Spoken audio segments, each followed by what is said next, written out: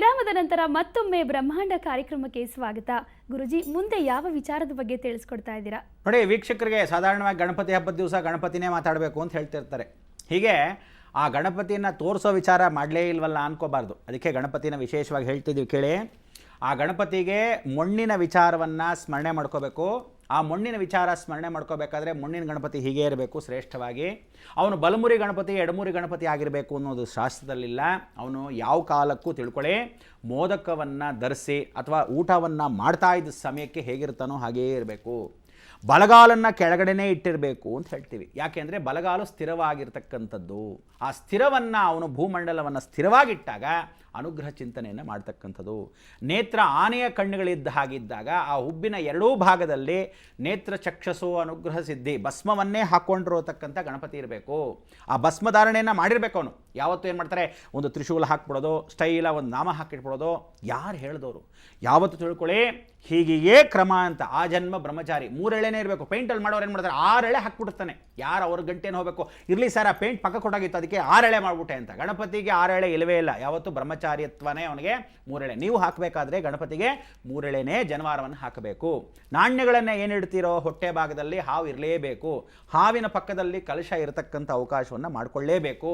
ಹೀಗೇ ಸ್ಥಿರವಾಗಿರ್ತಕ್ಕಂಥದ್ದು. ಯಾಕಂದರೆ ಗಣಪತಿ ಕುಕ್ಕುರ್ ಕಾಲಲ್ಲಿ ಕೂತಿರ್ತಾನೆ. ಅದರಲ್ಲಿ ಏನು ಅಂದರೆ, ಭೂಮಿ ಮೇಲೆ ಕಾಲು ಇಡು ಅಂದರೆ ಅವನೇನು ಮಾಡ್ತಾನೆ ಗೊತ್ತಾ, ಹೀಗೆ ನೇರವಾಗಿ ಕಮಲದ ಹೂ ಮೇಲೆ ಕೂತಿರ್ಬೇಕು ಅಂತಲ್ಲ. ಏನು ಮಾಡ್ತಾರೆ, ಗಣಪತಿ ಮಾಡಿದಲ್ಲಿ ಸಿಗದೇ ಇದ್ರೆ ಏನು ಮಾಡ್ತಾರೆ, ಪಾಪ ಅವರು ಇವರು ತಂದುಬಿಟ್ಟಿರ್ತಾರೆ. ಹಾಗೂ ಆ ಗಣಪತಿ ಮೇಲ್ಭಾಗದಲ್ಲಿ ತನ್ನ ಹೊಟ್ಟೆಯನ್ನು ಬ್ರಹ್ಮಾಂಡವನ್ನಾಗಿ ಸ್ವೀಕರಿಸಿ ಆ ಹೊಟ್ಟೆಯ ಭಾಗದಲ್ಲಿ ಕಾಲನ್ನು ಎಡಭಾಗಕ್ಕೆ ಆಧಾರವಾಗಿ ಇಟ್ಕೊಂಡು ಈ ಕಾಲನ್ನು ಕುಕ್ಕುರ್ ಕಾಲಲ್ಲಿ ಹೀಗೆ ಕೂತಿರ್ತಾನೆ. ಎಷ್ಟು ಗುಂಡಾಗಿರ್ತಾನೆ ಅಂತೀರ, ಆನಂದವಾಗಿರ್ತಾನೆ. ಈ ಗಣಪತಿನ ವಿಸರ್ಜನೆ ಮಾಡಬೇಕಾದ್ರೆ ಹೇಳ್ತಾ ಇದ್ದೀನಿ, ಗೌರಿನ ವಿಸರ್ಜನೆ ಮಾಡಬೇಕಾದ್ರೆ ಹೇಳ್ತಾ ಇದ್ದೀನಿ, ಜ್ಞಾಪಕ ಇಟ್ಕೊಳ್ಳಿ, ಮರಿಬೇಡಿ. ಉಸ್ಲಿ, ಕಡಲೆಕಾಳು ಉಸ್ಲಿ ಅಂತ ಹೇಳ್ತೀವಿ. ಆ ಕಡಲೆಕಾಳು ಉಸ್ಲಿ ನಾಟಿ ಕಡಲೆ ಅಂತ ಹಾಕೋಬೇಕು. ನೀವು ಕಾಬೂಲ್ ಕಡಲೆ ಹಾಕೊಂಡ್ಬಿಡಬಾರ್ದು. ಯಾವತ್ತೂ ಗುರುಗೆ ಶ್ರೇಷ್ಠವಾದ್ದು. ಮಹಾಗಣಪತಿ ಗಮ್ ಗಣಪತಯೇ ನಮಃ. ಆ ಗಮ್ ಅನ್ನೋದು ಗುರು ಸಾಕ್ಷಾತ್ತು. ಅದಕ್ಕೆ ಗಣಪತಿ ಭೂತ ಗಣಪತಿ ದೇವಗಣಪತಿ, ದೇವತೆಗಳಿಗೂ ಅಧಿದೇವತೆಯವನು, ಭೂತಗಳಿಗೂ ಅಧಿದೇವತೆ. ಅದಕ್ಕೆ ಅವನಿಗೆ ಉಸ್ಲಿಯನ್ನು ಮಾಡಿ, ತಾಯಿಗೆ ಮೊಸರನ್ನವನ್ನು ಮಾಡಿ, ಸ್ವಲ್ಪ ಮಟ್ಟಿಗೆ ಚಿತ್ರಾನ್ನ, ನಿಂಬೆಹಣ್ಣು ಚಿತ್ರಾನ್ನವನ್ನು ಮಾಡಿ, ಬುತ್ತಿಯನ್ನು ಕಟ್ಟಬೇಕು. 2 ಬುತ್ತಿ ಕಟ್ಟಬೇಕು, ತಾಯಿಗೊಂದು ಮಗುಗೊಂದು, ಇಬ್ರಿಗೂ ಕಟ್ಟಿ ನೀರು ವಿಸರ್ಜನೆ ಮಾಡ್ಬೇಕು. ಏನು ಮಾಡ್ತಾರೆ, ಅದೆಲ್ಲ ನೀರಿಗೆಲ್ಲ ಹಾಕ್ಬಿಡ್ರಿ ಅಂತಾರೆ. ನಿಜವಾಗಿ ತಿಳ್ಕೊಳ್ಳಿ, ನಿರ್ಮಾಲ್ಯಗಳನ್ನು ನೀರಿಗೆ ಸಮೇತವಾಗಿ ಹಾಕಬೇಕು.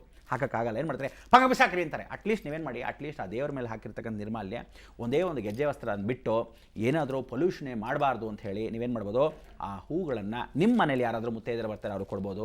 ತೀರಾ ಒಣಗೋಗಿದ್ದ ಪಕ್ಷ ನಿಮ್ಮ ಮನೆ ಗಿಡಗಳಿಗೆ ಹಾಕ್ಕೊಂಡ್ಬಿಡ್ಬೋದು. ಅಲ್ಲಿ ಹೋಗಿ ಎಲ್ಲೋ ಬಿಸಾಕೋಬೋದ್ಲು, ಇಲ್ಲಾದರೂ ಇರಲಿ ನಿರ್ಮಾಲ್ಯ. ಆ ನಿರ್ಮಾಲ್ಯ ಇಲ್ಲಿದ್ದಷ್ಟು ನಿಮಗೂ ಶ್ರೇಷ್ಠತೆ. ಮನೇಲಿ ಗಿಡಗಳು ಭಾಳ ಚೆನ್ನಾಗಿ ಬೆಳೆಯುತ್ತೆ, ಅನುಕೂಲವಾಗಿ ಸಿದ್ಧಿಯಾಗುತ್ತೆ. ಅದಕ್ಕೆ ಗೌರಮ್ಮನ್ನು ಕಳಿಸ್ಬೇಕಾದ್ರೆ ಗೆಜ್ಜೆ ವಸ್ತ್ರ, ಅವಳಿಗೊಂದು ರೌಕೆ ಬಟ್ಟೆನ, ಬ್ಲೌಸ್ ಪೀಸನ್ನು, ವಿಶೇಷವಾಗಿ ಬಳೆಗಳನ್ನು, ಅಂದರೆ ಆ ಬಳೆಗಳನ್ನು ಇಡಬೇಕಾದ್ರೆ ಹಸಿರು ಬಳೆಗಳನ್ನು ಇಡತಕ್ಕಂಥ ಅವಕಾಶ ಮಾಡ್ಕೊಳ್ಳಿ, ಇಲ್ಲ ಕೆಂಪು ಬಳೆಗಳನ್ನು ಇಡ್ಕೊಳ್ಳೋ ಅವಕಾಶ ಮಾಡ್ಕೊಳ್ಳಿ.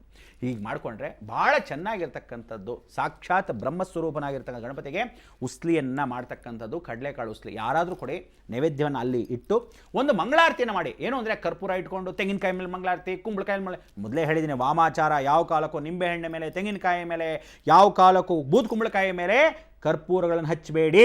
ಯಾವತ್ತು ವಾಮಾಚಾರ ಮಾಡ್ತೀರಾ ನಶಿಸಿ ಹೋಗುತ್ತೆ ಜೀವನ, ಸಾಲದಲ್ಲಿ ಮುಳುಗೋಗ್ತೀರಾ, ಹುಷಾರ್.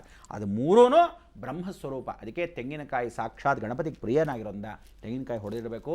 ತೆಂಗಿನಕಾಯಿ ದೇವಸ್ಥಾನ ಕೊಟ್ಟಾಗ ಜ್ಞಾಪಕ ಇಟ್ಕೊಳ್ಳಿ, ಜುಟ್ಟಿರೋ ತೆಂಗಿನಕಾಯಿನ ಹೊಡೆದ ಮೇಲೆ ಆ ಜುಟ್ಟನ್ನು ನೀವೇನು ಮಾಡಬೇಕು, ಕಿತ್ತುಬಿಟ್ಟು ಆ 3 ಕಣ್ಣಿರೋದನ್ನು ಗಣಪತಿಗೆ ಹಾಕಿ ತಿರುಗಿಸ್ಬಿಟ್ಟು, ನಿಮಗೆ ಬರುತ್ತಲ್ಲ ಪೀಸು, 3 ಕಣ್ಣು ತಂದುಬಿಡಿ. 3 ಕಣ್ಣದ ಗಣಪತಿನೇ ಇಟ್ಟು ಮೇಲ್ಗಡೆ ಇರೋ ಪೀಸ್ನ ತೊಗೊಂಬರ್ಬೇಕು. ಅದನ್ನು ತಂದು ಪ್ರಾರ್ಥನೆ ಮಾಡ್ಕೋಬೇಕು. ಹಾಗೆ ನೈವೇದ್ಯವನ್ನು ಮಾಡ್ತಕ್ಕಂಥ ನೀವುಗಳೆಲ್ಲರೂ ಗಣಪತಿ ವಿಸರ್ಜನೆ ಮಾಡಬೇಕಾದ್ರೆ ದಯವಿಟ್ಟು ಹೇಳ್ತೀನಿ, ಹುಡುಗರು, ಪುಂಡ್ರು, ಪೋಕರುಗಳು ಏನಾದರೂ ರೋಡಲ್ಲಿ ಅಸಹ್ಯವಾಗಿ, ಅಶ್ಲೀಷವಾಗಿ, ಅಸಭ್ಯದಿಂದ ಏನಾದರೂ ನಡ್ಕೊಳ್ಳೋದು, ಕುಡ್ದೇನಾದರೂ ದೇವ್ರ ಮೇಲೆ ಏನಾದರೂ ವಿಸ್ಕಿ ಬ್ರಾಂದಿ ಹಾಕೊಳ್ಳೋದು, ಒಂದು ಬಾಟ್ಲು ಇಟ್ಕೊಂಡು ಹೋಗಿರ್ತಾರೆ ದೆದ್ರ ಮುಂಡೆ ಮಕ್ಕಳು. ಅದೇಂದಿರಿದ್ರ ಕರ್ಮನೋ. ಆ ಗಣಪತಿ ಹಿಂದೆ ಬಚ್ಚಿಟ್ಕೊಂಡು ಅದನ್ನು ಕುಡಿಯೋದು, ಗಣಪತಿನ ಬಿಡಬೇಕು. ನೀವು ಮಾಡೇನು ಪ್ರಯೋಜನ, ಬಾಯಿ ಮುಚ್ಕೊಂಡು ಹೋಗಿ ಕುಡ್ಕೊಂಡು ಕೂತ್ಕೊಳ್ಳಿ, ಬೇಡ ಅಂದವ್ರು ಯಾರು. ಗಣಪತಿ ಮೇಲೆಲ್ಲ ಹಾಕೋ ಪ್ರಯೋಗ ಹಿಂಗೆ ಅನ್ನೋದು ಏನು, ಗಣಪತಿ ನಿಮ್ಮ ಫ್ರೆಂಡು, ಮಾನ ಮರ್ಯಾದೆ ಇರಬೇಕು ನಿಮ್ಗಳಿಗೂ. ಯಾವತ್ತು ತಿಳ್ಕೊಳ್ಳಿ, ದೇವರು ದೇವರೇನೆ, ನೀವು ಕಾಲು ಧೂಳು ಸಮಕ್ಕೆ ಇಂಥ ಕಡೆ. ಅದಕ್ಕೋಸ್ಕರ ಯಾವತ್ತು ಎಷ್ಟು ಜನ್ಮದ ಪುಣ್ಯ ಇದ್ದರೆ ಆ ಗಣಪತಿ ಬಂದು ನಿಮ್ಮಲ್ಲಿ ಪೂಜೆ ಪುನಸ್ಕಾರ ಮಾಡಿಸ್ಕೊತಾನೆ. ಅಂಥ ಗಣಪತಿಗೆ ಶ್ರದ್ಧಾ ಭಕ್ತಿಯಿಂದ ಕರ್ಕೊಂಡೋಗಿ ವಿಸರ್ಜನೆ ಮಾಡಿಕೊಂಡು ಆಮೇಲೆ ಎಲ್ಲಾದರೂ ರೋಡ್ ಲೋಫರ್ಗಳ ಥರ ಅಳ್ಕೊಂಡು ಕುಡ್ಕೊಂಡು ಸಾಯ್ರಿ, ಬೇಡ ಅಂದಿಲ್ಲ. ಆದರೆ ಹೇಳ್ತಿದ್ದೀನಿ, ಕುಡಿದು ಗಣಪತಿನ ತೊಗೊಂಡೋಗಿ ವಿಸರ್ಜನೆ ಮಾಡೋದಾಗಲಿ, ಸಂಸಾರಗಳು ಕೆಟ್ಟೋಗುತ್ತೆ, ಗಂಡ ಹೆಂಡತಿರ ಬಾಂಧವ್ಯ ಕಿತ್ತೋಗುತ್ತೆ, ಸರಿಯಾಗಿ ಮಕ್ಕಳು ಹುಟ್ಟಲ್ಲ, ಹುಷಾರ್.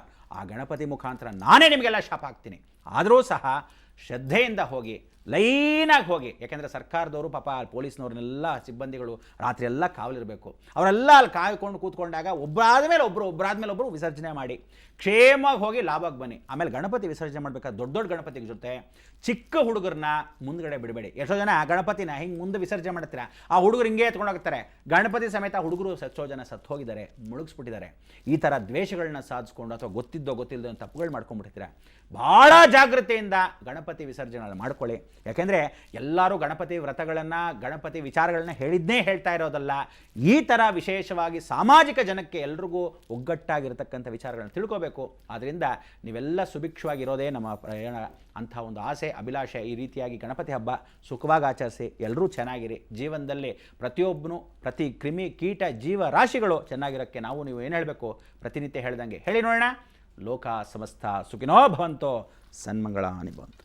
ವೀಕ್ಷಕರೇ, ಇದಿಷ್ಟು ಇವತ್ತಿನ ಬ್ರಹ್ಮಾಂಡ ಕಾರ್ಯಕ್ರಮ. ಮತ್ತೆ ನಿಮ್ಮ ಭೇಟಿ ನಾಳೆ ಬೆಳಗ್ಗೆ 9:30 ಬ್ರಹ್ಮಾಂಡ ನೇರ ಪ್ರಸಾರದ ಕಾರ್ಯಕ್ರಮದಲ್ಲಿ. ನಮಸ್ಕಾರ.